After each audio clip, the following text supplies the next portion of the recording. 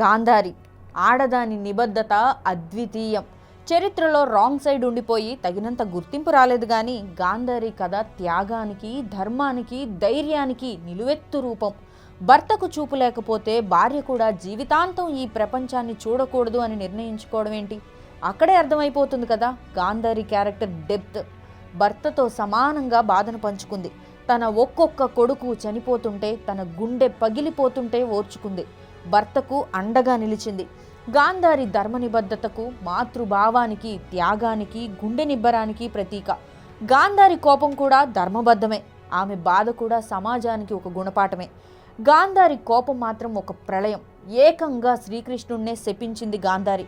యుద్ధాన్ని ఆపగలిగే స్థితిలో ఉన్న ధర్మం అంటూ కబుర్లు చెప్పి నా వంశం నాశనం అవుతుంటే ఆనందించావు కాబట్టి నీ యాదవ వంశం కూడా నాశనమైపోతుంది అంటూ శ్రీకృష్ణుణ్ణి శపించింది. అక్కడ నిజానికి తన కుమారులు చేసినవి తప్పులే, పాపాలే.